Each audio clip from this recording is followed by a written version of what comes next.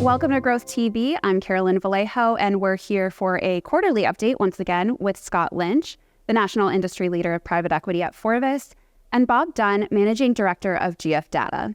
They're here to share some insights on what the Q1 data means for the deal-making environment going forward. Scott and Bob, welcome back. Thanks for having us, Carolyn. So in the first quarter, we saw middle market PE-backed deal volume begin to rebound. Can you talk a little bit about what's behind that trend and what that means for the year going forward? Scott?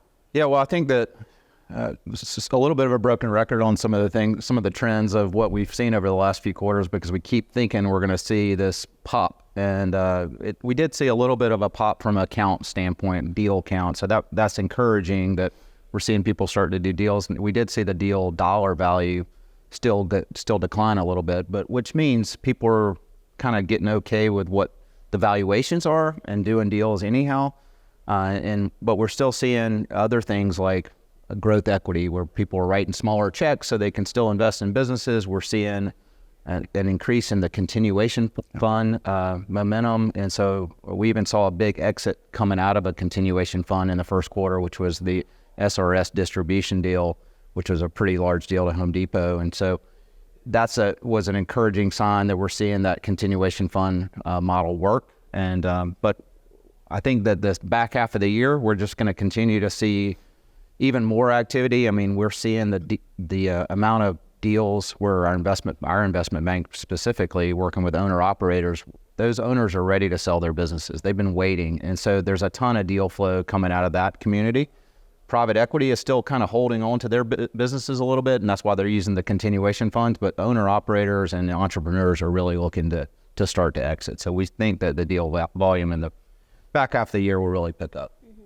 Yeah, I would agree with everything Scott said. It's not a deluge of deals happening, but it's definitely more momentum than we saw through the last 3 quarters.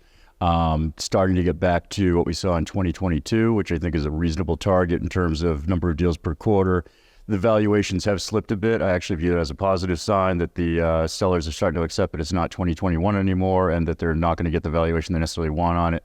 As we've hit on before, almost a majority of deals with either earn-outs or seller financings. Again, sort of whatever mechanism they can get to bridge that, buyer's perspective on value versus seller's perspective on value. Mm-hmm. Got it. So interestingly enough, the above average financial performers didn't have such a great first quarter. Can you talk a little bit about why that is? Yeah, so just to give background on, we break out into a category of above average financial performers. You have at least 10% trailing 12-month EBITDA margin, 10% trailing 12-month revenue growth. Somewhat arbitrary metric, but it's what we use on it. You saw in 2022 and most of 2023 a lot of activity from above average performers. They represented the majority of the marketplace. We've actually seen that trend reverse now in the first quarter. Only about 38% of deals were above average, and only about a 12% premium from everyone else in the market for those above average transactions. Again, I look at that, more people are coming into the pool. You're getting a broader array of companies out there. It's not just the A companies that are transacting, which I think, again, that coupled with deal volume and the sort of reconciliation in purchase prices is positive signs that you're going to have more activity out there.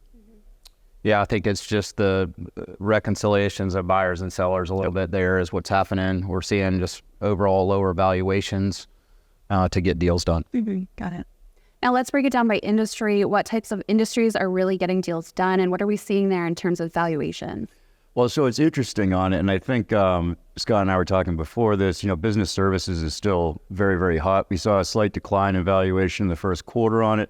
I think some of that is just systemic. There's been a lot of activity in business services, and I think, some questions developing around, sustainability of earnings in those businesses. I don't think it's a big issue on it. We saw improvement in retail, which I thought was interesting. That's a sector that was very hard hit post-COVID. I don't know if that's going to be a sustained improvement, but definitely some improving pricings on it. And then manufacturing, still solid, but down off its historical average. So I think, again, a market that's trying to rebound, I think, on it, but definitely some downward pressure on valuations.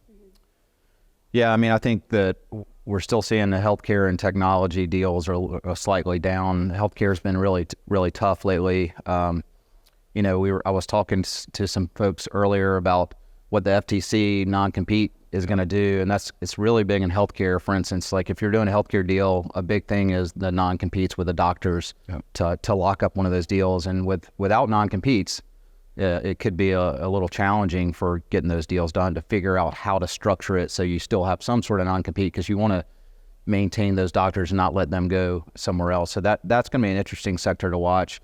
We're definitely still seeing anything that has a subscriber base or, some sort of recurring revenue continue to be hot. I mean, anything around the home is still very hot. And I mean, we're seeing roofing is a big one now. We're seeing pool services. So anything that helps, and HVAC deals are just continuing to be very hot.